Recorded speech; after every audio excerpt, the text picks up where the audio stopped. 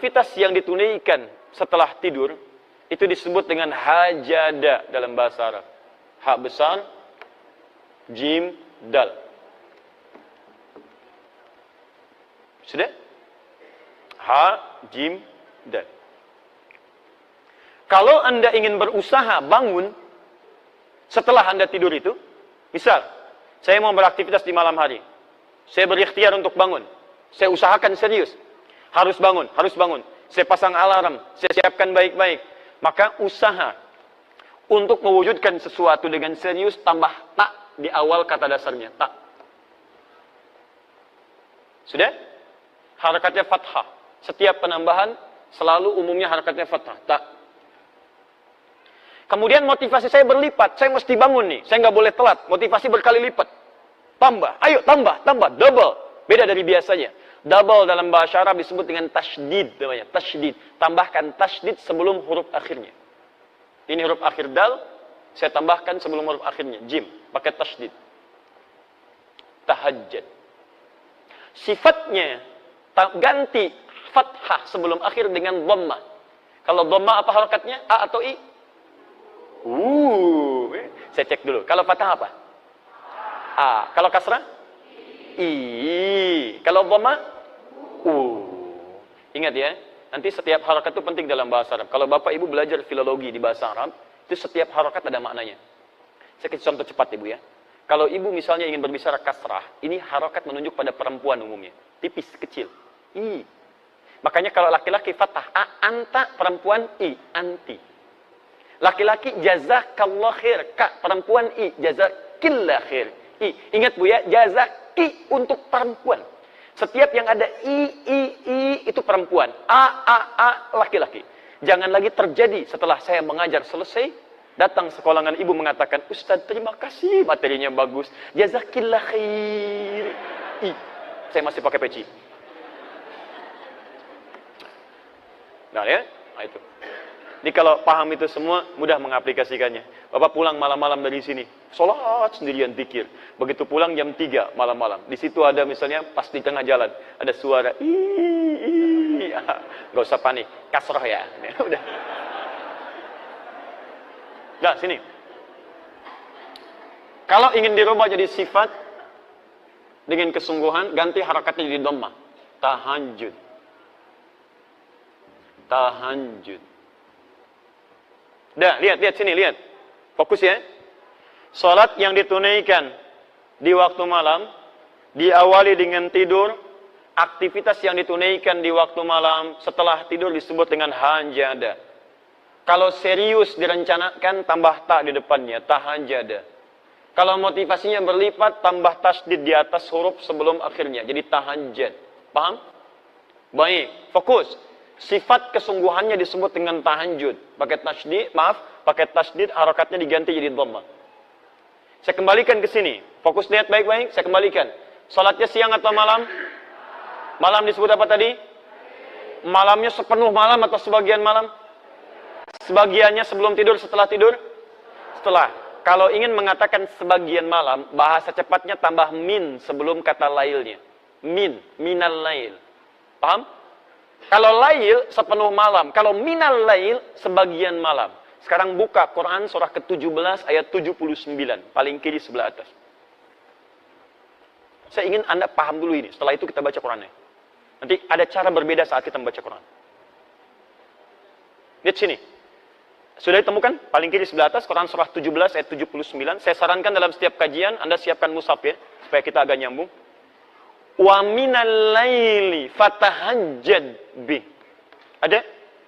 Lihat, wa minal lail, ada minnya. Masih ingat tadi kalau min itu sepenuh atau sebagian? Sekarang perhatikan cara mengartikannya. Wa minal lail, kata Allah, dan dari sebagian malam itu. Saya nggak tuntut Anda mengerjakan sepenuh malam, kata Allah, nggak usah, sebagian malam aja. Silahkan kamu istirahat dulu, tidur dengan nyaman dulu, lalu fatahajjad bi. Lalu, ingat, Allah tidak mengatakan hajat, fahajat, bukan, tapi pakai ta. Ta, ketika menggunakan ta, masih ingat tadi, ta menunjuk pada suatu rencana yang serius, dengan persiapan yang baik, dengan usaha yang baik. Alhamdulillah. Perhatikan, Fatahajjad bi, tahajjud. Maka rencanakanlah, siapkanlah dengan serius untuk bangun di sebagian malam itu. Jadi kalau Anda ingin tunaikan tahajud, kata Quran, jangan cuma sekedar bangun. Kalau cuma bangun, jangankan Anda, orang nonton bola pun bangun dia. Coba silakan, yang paling serius. Orang mau nonton bola aja begitu serius. Malam nih, malam, MU ketemu Sevilla nih. Oh, siapin. Jamnya jam berapa? Jam setengah 3 waktu Indonesia. Pasang alarm sampai 3 kali, Pak. 3 kali, dari setengah 2. Setengah 2, 1.30, 1.45, jam 2. Alarm pertama, matikan alarm kedua. Alarm kedua, matikan alarm ketiga. Itu untuk nonton bola. Hasilnya kosong-kosong. Ya. Dan saya nggak nonton, nggak ada kerjaan. Ya. Fokus lihat sini, lihat. Jadi ada orang yang untuk aktivitas dunia saja, dia begitu serius. Makanya Allah tantang kita, hei kamu, kenapa untuk mengejar akhirat kamu tidak serius? Kenapa cuma sekedar bangun? Kalau pengen tahajud, kamu siap-siap dulu, rencanakan jam berapa mau bangun. Tadi, ibu mau sholat jam berapa contoh? Jam berapa mau sholat? Halo? Setengah 3. Jam berapa? Setengah 3. 2.30. Kalau Anda mau sholat jam 2.30, berarti kan mustahil bangunnya jam 2.30. Sholatnya jam 2.30. Pasti bangunnya sebelum 2.30. Jam berapa bangunnya? Belum tentu. Kan Anda harus melalui 5 fase tadi. Saat bangun, duduk dulu. Ingat, tanpa disadari. Duduk dari bangun malam itu beda dengan duduk biasa. Anda mungkin cuma begini, tapi begitu melihat jam sudah 30 menit tuh. Kalau nggak percaya silakan bangun malam, duduk dulu begini. Begitu duduk, lihat jam 2.30. Belum yang kedua, hilangkan bekas ngantuk. Belum yang ketiga, 10 ayat terakhir Ali Imran. Kalau hafal, kalau enggak cari mushaf dulu kan. Silakan cek. 4 belum berdoa, 5 belum wudu. Apa dari situ langsung wudu? Kan pergi kamar mandi dulu. Kamar mandi baca doa dulu, wudu dengan sempurna, gosok gigi dulu, balik lagi pakai pakaian. Berapa waktu yang dibutuhkan? Halo? Bukan iya, berapa lama? Misal 40 menit, misal 2.30 kurangi 40 menit jam berapa? Jam 1 lewat 50. Artinya, Anda kalau ingin sholat jam 2.30, Anda mesti siap bangun jam 1 lewat 50. Makanya wajar, tadi ada kalimat Nabi bangunnya setengah 2. Kalau dikonversi ke sekarang. Karena ada siap-siap dulu, macam-macam dulu. Nah, sekarang persoalannya, Bapak tadi Ibu tidur jam 9. Kalau dibalik, Ibu jam 9, Bapak jam 10. Rata-rata tidur berapa jam? 6 jam. Ada yang lain? 6 jam, baik. 1.30 kurangin 6 berapa? Ayo berapa? Jam 8. Ya? Jam 8 ya. Berarti begitu selesai Isya langsung tidur tuh. Lihat Isya tadi kan selesai jam 20 kan? Kalau Anda ingin bangun jam 1.50 artinya jam 8 Anda jangan kerjakan apa-apa lagi. Jelas ya? Ingat baik-baik. Kalau Anda punya kebiasaan tidur 6 jam, jadi tidur 4 jam, berarti 2 jam nanti di siang akan menuntut Anda untuk beristirahat. Karena metabolisme tubuh kita akan menyesuaikan, menuntut kita untuk meminta waktu itu. Karena itu kita harus konsisten. Kebiasaan Anda tidur berapa jam? 6 jam.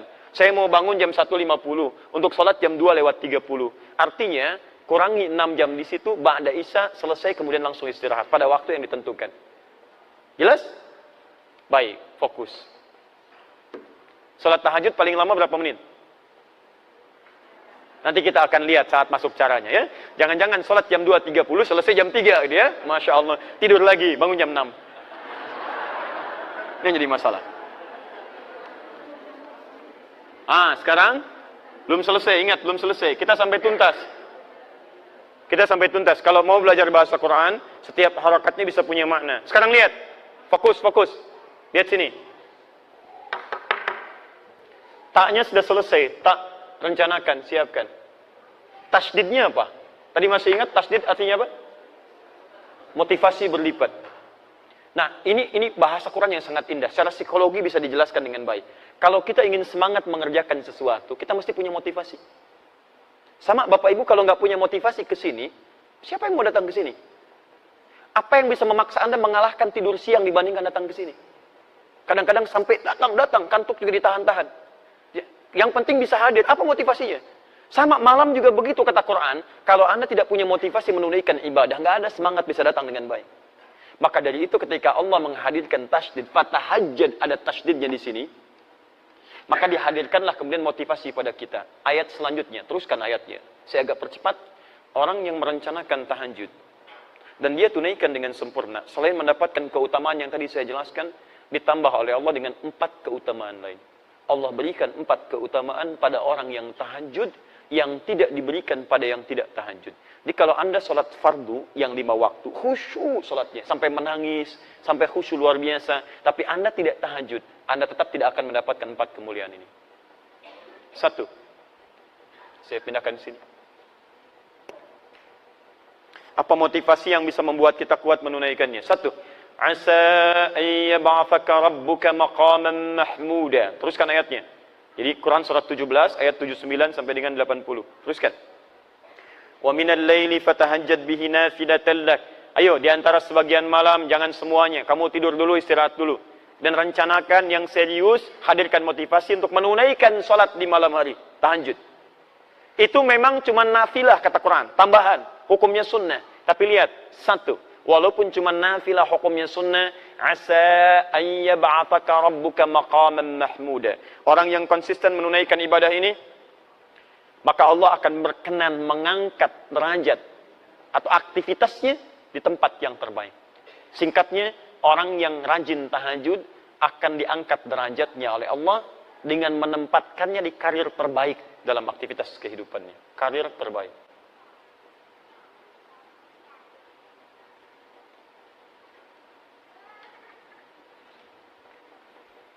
Jadi ada maqam mahmuda, itu berbeda. Kalau maqam, itu sifatnya umum. Ya.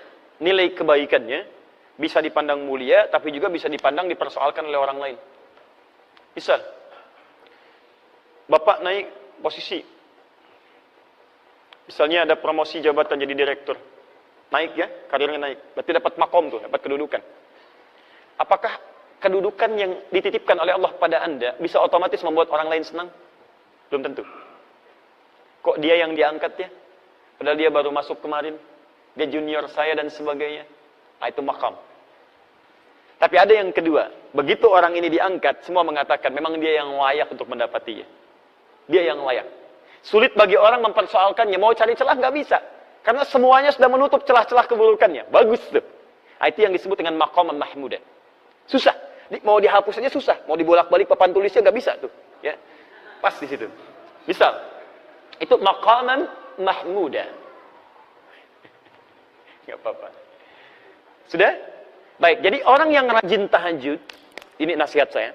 Orang yang rajin tahajud, ditunaikan dengan benar, maka hal pertama yang Allah anugerahkan kepada kita, apapun aktivitasnya, Allah akan tempatkan di tempat yang terbaik dalam kehidupannya. Misal, kalau Anda misalnya pengusaha atau berbisnis atau apapun dalam kehidupan, termasuk ibu misalnya beraktivitas, maka Allah akan tempatkan di tempat terbaik menurut Allah, bukan menurut manusia. Kalau menurut manusia begini, posisi yang terbaik, manajer atau direktur? Bu, oh ibu langsung direktur itu ya. Baik. Direktur, alhamdulillah. Sekarang pilih mana bu? Direktur gajinya misalnya, taruhlah 200 juta sebulan. Tapi maaf, kesulitannya meningkat. Sulit sholat, banyak rapat, ya, kemudian mohon maaf aktivitasnya jadi melebar, ya, aktivitas bahkan dekat dengan maksiat. Kalau dulu misalnya, ya, mohon maaf ya, mainnya tenis, sekarang sudah golf, ya, yang dilihat sudah lain, yang dipukul sudah lain, yang nemani sudah lain. Kalau dulu yang ngantar-ngantar bawa mapnya laki-laki, sekarang direktur, sekretarisnya perempuan, misal. Atau manajer, gajinya beda sedikit lah, 100 juta misalnya. Sholatnya enak, nyaman. Jumatan juga nyaman, masih bisa ikut tausiah. Aktivitas bisa menghindar dari banyaknya maksiat. Ibu pilih mana sekarang, manajer atau direktur? Ah, sudah. Baik, ganti lagi Bu, ganti supaya paham betul. Manajer dengan pegawai biasa. Manajer levelnya gaji 100 juta. Masya Allah, tapi sholat susah, Jumatan susah, pengajian susah. Baik, peluang maksiatnya tinggi, gaulnya itu sudah mulai meningkat. Pegawai biasa, turunkan, gaji cuma 1 juta. Sholatnya enak, nyaman. Jumatan bisa, taklim lancar, maksiat tertinggalkan. Ah, ibu pilih mana? Manajer 100 juta, potensi maksiat tinggi, pegawai biasa 1 juta dekat dengan Allah. Ayo.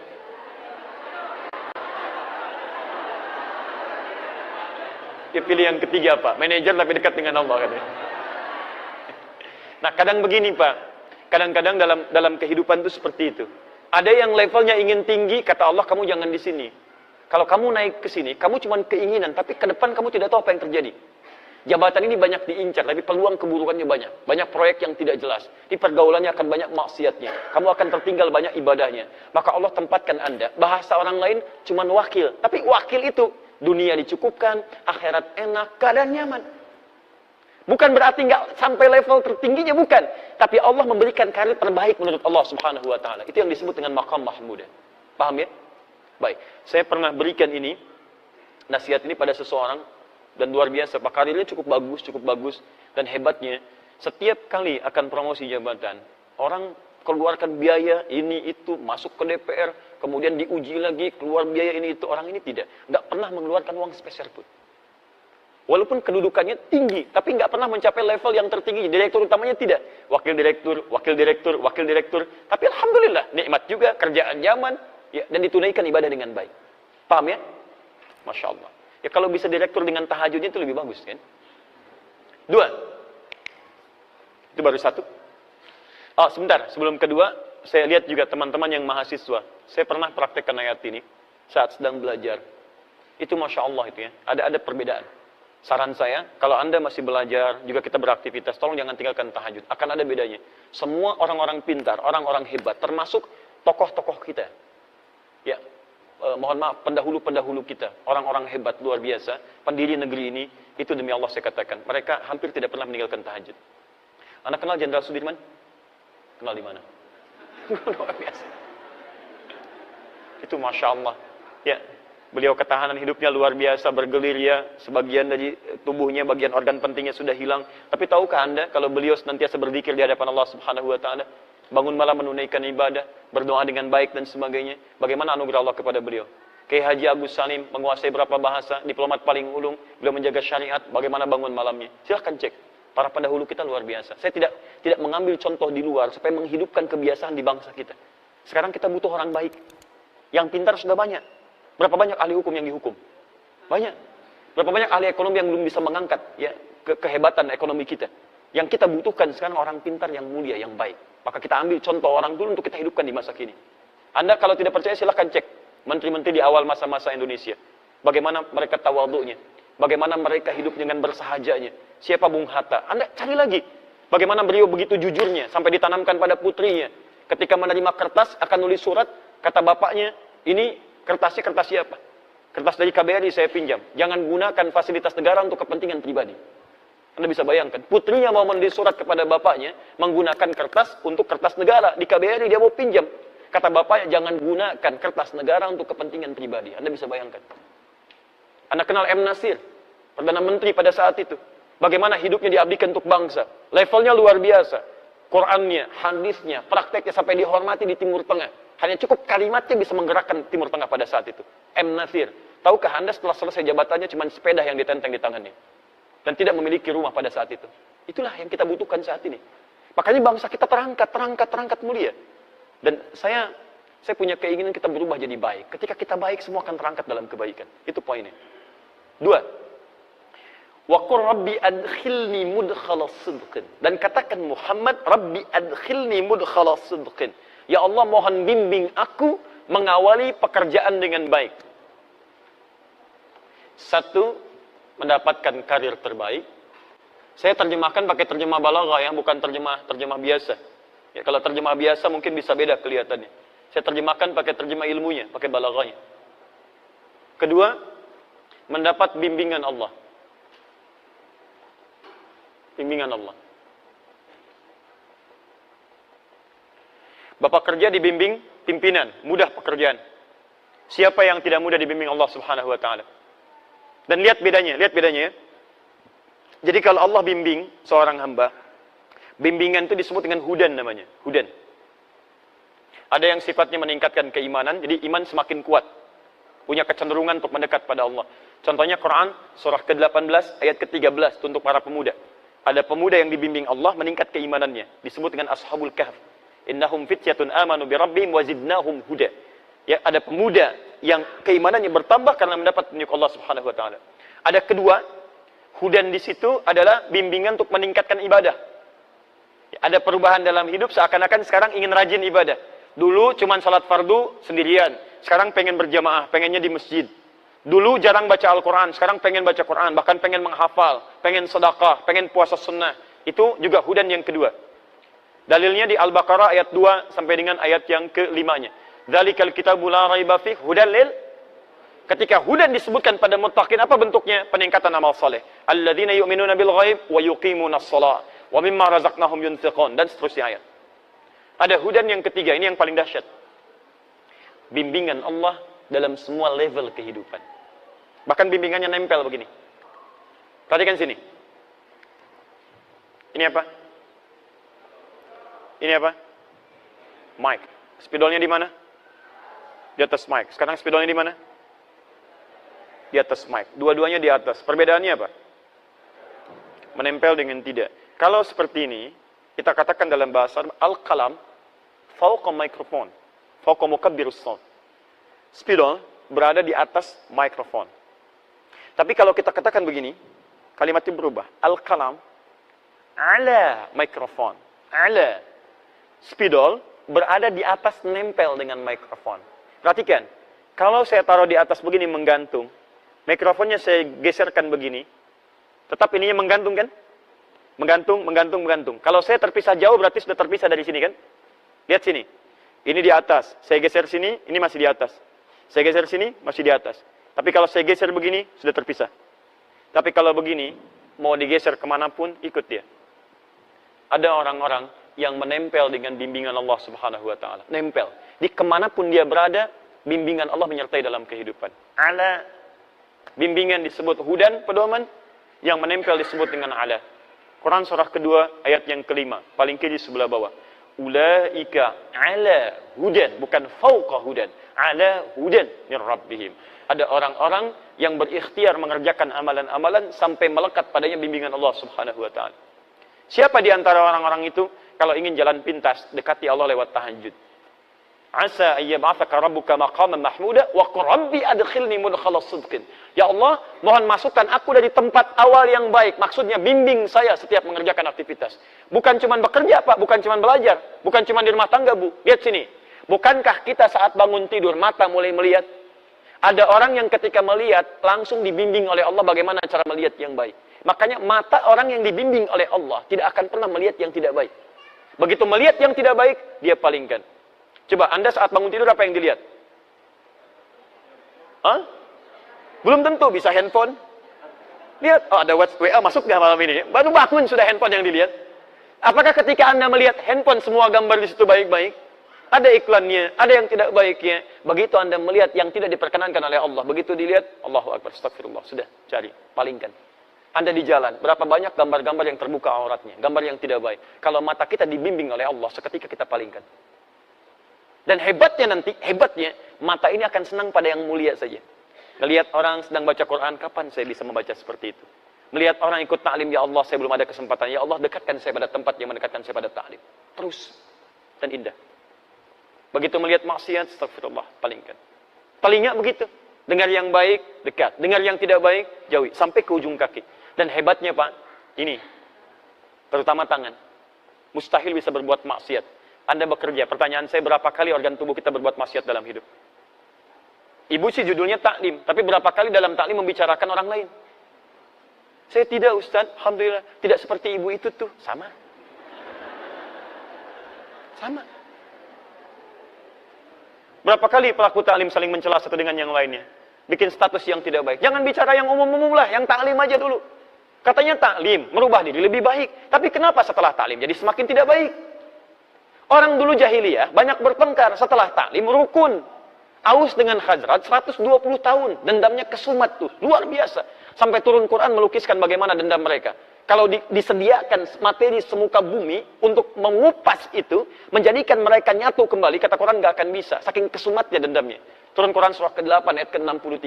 Lau anfaqta ma fil ardi jami'a ma allafta baina qulubihim. Kalau engkau infakkan semua yang kau miliki di bumi, nggak akan bisa nyatukan mereka. Tapi apa yang terjadi? Allah yang menyatukan mereka dengan risalah Al-Quran. Diajarkan oleh Nabi, dipersatukan lewat sunnah Nabi. Quran, sunnah yang musuhan 120 tahun bisa selesai pada saat itu. Anda baru ikut ngaji Quran, sunnah, 12 menit langsung mencela orang lain. Kenapa? Apa yang salah gitu? Coba cek lagi teman-teman sekalian. Dikembalikan. Quran itu membuat kita lembut. Kalau memang buruk, wajar untuk dicela. Keburukan wajar dicela. Tapi celaan itu menghadirkan kebaikan dalam kehidupan. Bukan penjauhan. Assalamualaikum.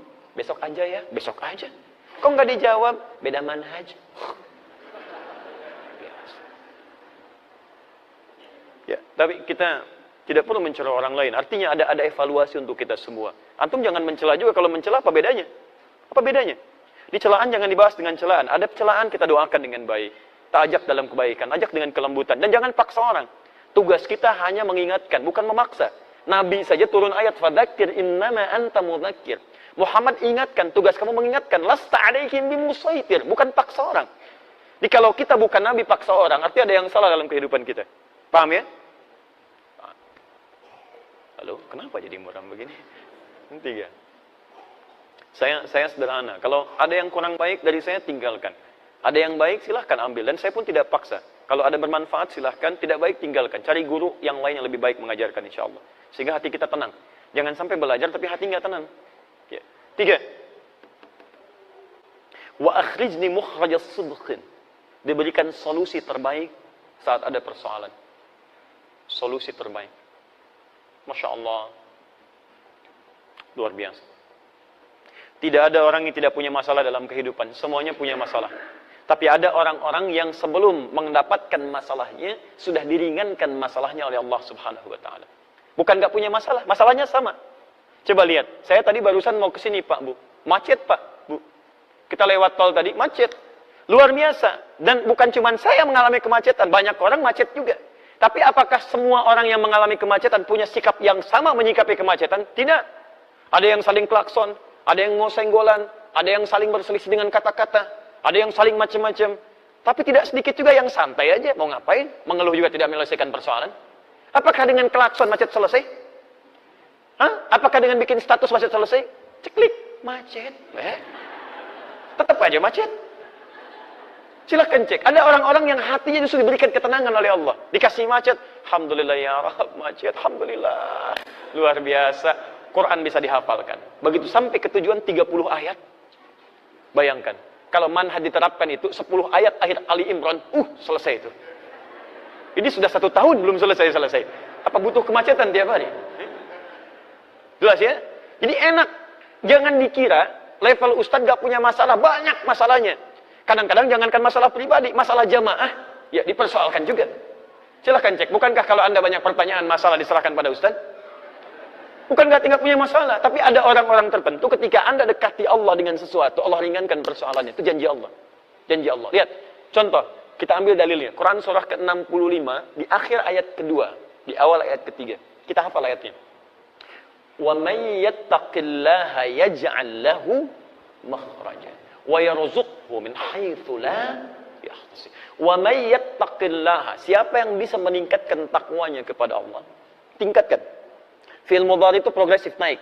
Tingkatkan. Yaj'al lahu makhraja. Makhraja, lihat. Yattaqillah yaj'al lahu makhraja. Wa may yattaqillah yaj'al lahu makhraja.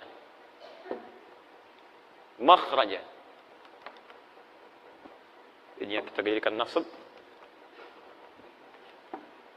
Wa yarzuqhu min haitsu la yahtasib. Perhatikan. Lihat persamaannya. Siapa yang bisa meningkatkan takwanya kepada Allah, takwa tingkatkan kepada Allah. Persamaannya lihat. Yaj'al lahu makhraja, kami berikan solusi, jalan keluar dari setiap persoalan yang dihadapi. Dan kalimatnya tidak menggunakan alif lam. Makhraja bukan al-makhraj, makhraja. General, umum, nakirah. Artinya persoalan apapun dalam kehidupan sepanjang Anda tingkatkan takwa, diberikan solusi. Jadi sederhana sebetulnya, kalau Anda punya masalah dalam hidup, Anda punya problem, dimanapun tuh, di rumah tangga, di pekerjaan, kehidupan sosial. Sederhana solusinya, tingkatkan takwa, kata Allah, saya urai masalah Anda. Biayanya tidak mahal, tenaganya tidak banyak. Jadi kalau Anda punya masalah dalam hidup, kedudukan tinggi, harta melimpah, cuman masalah nggak pernah tuntas, coba cek. Barangkali bukan kurang terhormat Anda, barangkali kurang takwa. Bukan kurang kaya, barangkali kurang ini, kurang takwa. Ini poinnya. Nah sekarang, Ya Allah, kalau saya ingin tingkatkan takwa, bagaimana caranya? Banyak. Disebutkan 115 kali kata takwa dalam Quran setidaknya. Tapi cara cepatnya, perhatikan. Ketika menyebutkan takwa, masih ingat tadi? Quran surah 51, ayat 15 sampai dengan ayat 18 tadi? Innal muttaqina fi jannatin wa uyun. Ada orang-orang takwa tinggalnya di taman surga. Akhidhina ma atahum rabbuhum. Innahum kanu qabla dhalika muhsinin. Mereka itu, Masya Allah, mengambil segalanya dari Rabbnya. Nikmatnya langsung dari Rabbnya. Mereka di dunia itu orang-orang yang muhsin. Siapa mereka? Ayat 17-nya. Kanu qalila minal laili ma yahja'un. Bahasa cepatnya, mereka rajin tahajud. Orang takwa, rajin tahajud. Kata Quran, tingkatkan takwa. Apa di antara takwa amalannya? Tahajud. Lihat, perhatikan. Yaj'al lahu makhraja. Orang meningkatkan takwa, diberikan solusi jalan keluar. Ketika Anda tahajud, lihat bagian ketiganya. Wa akhrizni mukhraja sidqin. Mukhraja sidqin. Asa ayyab'atsaka rabbuka maqaman mahmuda. Wa qur rabbi adkhilni mudkhala sidqin wa akhrijni mukhraja sidqin. Makhraja, jalan keluar. Kalau jalan keluar itu langsung dibimbing, langsung dibimbing, langsung dibimbing. Rubah kalimatnya dari kata makhraj jadi mukhraj. Makhraj, mukhraj. Orang rajin tahajud dibimbing Allah Subhanahu wa taala. Ketika punya masalah, bukan cuma dia yang berikhtiar untuk menyelesaikannya, tapi Allah langsung berikan bimbingan. Begini jalan keluarnya. Ini ambil, ini tinggalkan. Jangan bersedih, tanamkan keyakinan. Nabi pernah berusaha menghafal Quran dengan ikhtiarnya. Jadi begitu ayat Quran turun, itu beliau punya keinginan cepat menghafalkannya. Cepat, cepat, cepat, cepat. Tapi apa yang terjadi? Allah berikan solusi. Bahkan langsung turun ayat Quran surah ke-75. Ayat 22 sampai 23. Ayat 16 sampai 18, maaf. Ayat 16 sampai 18. Lihat kalimatnya. La tuharrik bihi lisanaka lita'jala bi. Muhammad, kamu gak usah cepat-cepat menggerakkan lisan untuk sekedar ingin cepat menghafalkannya. Biasanya para penghafal kalau ingin segera cepat menghafalkan kan suka cepat mengucapkannya kan. Inna fi khalqis samawati wal ardi wa ikhtilafil laili wan nahari laayatin liulil albab, laayatin liulil albab, laayatin liulil albab. Ulang gitu kan? Tayyib. Lihat sini. Nabi Muhammad tidak. Muhammad jangan cepat-cepat gerakan lisan untuk cepat menghafalkannya. Inna alaina jam'ahu wa qur'ana. Biarkan kami yang menghimpun Quran dalam jiwamu. Fa idza qara'nahu, bagaimana cara menghimpunnya? Allah akan bimbing bacaannya. Jadi begitu dibacakan, dibimbing, fattabi' Qur'ana. Kamu ikuti saja bimbingan bacaan itu. Ini ada orang-orang yang menghafal Qur'annya, bukan cuma dia berikhtiar menghafal, tapi Allah tanamkan bacaan Qur'annya. Jadi ketika dia baca ada bimbingan dalam jiwanya. Cepat seakan-akan mengalir begitu deras. Kami pernah ambil manhaj ini, diterapkan kemudian dan jadi buku, itu yang kita bahas setiap pekan, setiap Kamis malam Jumat lewat Akhir TV ba'da maghrib. Dan jadilah kemudian pedoman menghafal Quran dalam 30 hari. Sekarang Pak, ada perlomba-lomba orang menghafal Quran, bukan hitungan masa 2 tahun lagi. Ada yang 27 hari, ada yang 25 hari. Saya bermohon pada Allah, semoga Anda termasuk bagian darinya insya Allah. Dan tidak cukup dengan amin. Mulai dulu menghafal. Mulai.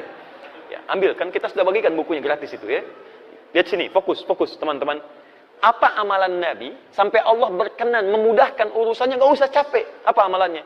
Ternyata salah satunya, bukankah Nabi orang yang paling kuat tahajudnya? Bukankah Nabi orang yang sampai bengkak-bengkak dalam rakaat pertamanya? Nanti saya bahas ketika sampai pada caranya. Dan ayat ini turun, Quran surah 17 ayat 79 sampai 80 ini, bukankah ayat itu diturunkan untuk mengisahkan peristiwa ditolongnya Nabi dalam pengepungan pada saat itu oleh 100 pemuda, pasukan khusus pada saat itu. Jadi kalau sekarang kita di komplek angkatan laut, ada pasukan khususnya, yang hantu laut luar biasa, terbaik di dunia, Denjaka. Ya, detasemen Jala Mangkara, kalau dulu itu misal seperti itu 100 orang. Pedang terhunus, jangankan manusia. Kata sejarawan mengatakan, ini hewan lewat ketahuan. Hewan saja. Bahkan mengatakan lalat itu datang sudah ketahuan. Dan Nabi SAW dikepung di dalam rumah itu. Jadi ini ada rumah, kediaman, di dalamnya ada 3 orang, Rasulullah SAW, Abu Bakar radhiyallahu ta'ala anhu, Ali bin Abi Thalib radhiyallahu ta'ala anhu. Dua-duanya orang terkasih Nabi. Dan tidak boleh memisahkan satu di antara keduanya.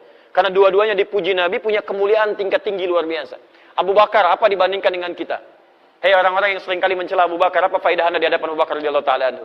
Beliau itu menantu Nabi, mertua Nabi, sahabat Nabi. Dipilih oleh Nabi menemani Nabi ke Madinah. Kalau bukan orang biasa, itu mustahil dipilih Nabi. Kenapa beliau yang dipilih? Dipilih Nabi, menemani Nabi. Orang yang pertama kali, termasuk pertama beriman kepada Nabi.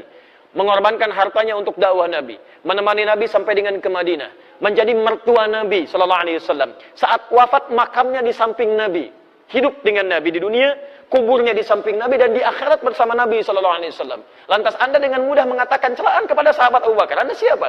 Sahabat Nabi bukan, menemani Nabi tidak, berinfak untuk dakwah Nabi juga tidak, mertua Nabi bukan, tetangga Nabi bukan, kerabat Nabi bukan. Wafat Anda jauh dari makam Nabi, dan belum ada ayat turun menjamin surga Anda. Anda siapa? Abu Bakar. Kedua, Ali bin Abi Thalib. Duhai yang merendahkan sahabat Ali bin Abi Thalib. Anda siapa? Ali bin Abi Thalib termasuk keluarga Nabi. Pemuda yang sangat luar biasa. Dipuji Nabi. Dan dipilih untuk mendampingi putri terkasih Nabi. Kalau bukan orang yang luar biasa, mustahil dipilih. Masa mau titipkan pada yang lain? Yang dipilih Ali bin Abi Thalib. Jenius orangnya. Pemuda ahli surga. Luar biasa. Dipilih. 3 orang berada di situ. 3-3-nya mulia. Tapi hebatnya, ketika Nabi mengetes wala wal bara, itu luar biasa. Kata Nabi, Abu Bakar, ikut saya. Temani saya hijrah. Siap ya Rasulullah. Ali, kamu tidur. Ini yang hebat. Ali, kamu tidur di tempat saya ini. Lakukan penyamaran. Tidur. Dan itu kan tempat tidurnya Nabi yang diincar taruhannya nyawa. Dan hebatnya sahabat Ali tidak protes. Sayyidina Ali radhiyallahu ta'ala enggak protes. Ya Rasulullah, jangan saya lah. Abu Bakar aja yang tuaan dikit. Misalnya tidak. Tidak. Abu Bakar, ikut saya. Kamu tidur. Tapi kisahnya bukan di situ. Kisahnya, kok bisa pasukan khusus yang tahan dari kantuk dan macam-macam, tiba-tiba bisa dibikin kantuk pada saat itu. Waktunya tiba, lenggang aja keluar, walaupun gak bawa kangkung. Silahkan cek. Jalan keluar. Nabi SAW dengan sahabat Abu Bakar, keluar dari situ. Penjagaan 100 pemuda, pedang terhunus. Tiba-tiba keluar begitu saja. Ditutup pandangannya. Ditutup. Apa yang bisa menyebabkan itu? Ayat-ayat yang turun tentang peristiwa tadi. Di antaranya ayat-ayat tahajud. Wa akhrijni mukhrajas sidqin. Allah yang langsung bimbing Nabi keluar dari tempat pengepungan itu. Jadi kalau Anda, mohon maaf teman-teman sekalian, ayat ini turun kalau kita ambil kaidah asbabun nuzul, al-ibratu bi umumil lafzi la bi khususis sababi. Hikmah dari ayat, hukumnya jangan dilihat dari asbabun nuzulnya, tapi dilihat dari keumuman makna ayatnya. Artinya, Allah ingin menyampaikan, kalau Anda sedang dikepung oleh persoalan kehidupan, membuat Anda tertekan, membuat Anda seakan-akan punya perasaan gelap, seakan-akan lemah dan sebagainya, ahli tahajud akan dilindungi oleh Allah Subhanahu wa taala. Tunjukkan pada saya pekerjaan mana yang Anda kerjakan gak ada saingan. Kadang-kadang ada yang ingin menyingkirkan, menyungkurkan jahat terhadap Anda. Salah satu caranya, Anda bangun malam, dekati Allah Subhanahu wa taala. Kalau sudah dekat dengan Allah, siapa yang bisa mengalahkan Allah dan berani berperang dengan Allah Subhanahu wa taala? Paham ya? Terakhir. 4. Waj'alni min ladunka sultanan nasira. Saya mohon maaf ya, lebih sedikit dari 2:30 ya, untuk menyempurnakannya dulu. Waj'alni min ladunka sultanan nasira. Dan mohon ya Allah, jadikan untuk saya pertolongan langsung darimu. Jadi kalau yang tadi dibimbing, diberi solusi, kalau yang keempat ditolong langsung oleh Allah tanpa perantar. Di ahli tahajud mendapat perlindungan langsung dari Allah Subhanahu wa taala. 3 hilang, 1 datang. 1, 2, 3, 4. Karir terbaik, bimbingan dari Allah, solusi. Yang keempat, mendapat perlindungan dari Allah Subhanahu wa taala. Masya Allah. Kalau sudah seperti itu, apalagi yang disoalkan? Maka Anda semua akan mengatakan, kalau nggak percaya, lakukan dulu. Maka ketika Anda sudah mendapatkannya, Anda akan mengatakan, wa qul ja'al haqq wa zahaqal batil, innal batila kana zahuqa. Benar memang yang datang dari al-haq, sungguh benar dari Allah Subhanahu wa taala. Kebatilan akan hilang. Kebatilan dari perasaan saya, kebatilan dari pikiran saya, kebatilan dari tindakan saya, dan kebatilan yang datang dari banyak orang hilang semua dengan kedekatan kita bersama Allah Subhanahu wa taala. Jelas? Dulu ada slogan, bersama kita bisa. Ahli tahajud beda, bersama Allah kita bisa. Paham ya? Jangan dipotong video saya, mohon teman-teman di media sosial dan sebagainya. Ini khusus bahasan tahajud, bukan yang lain. Sudah? Jelas sampai sini? Baik.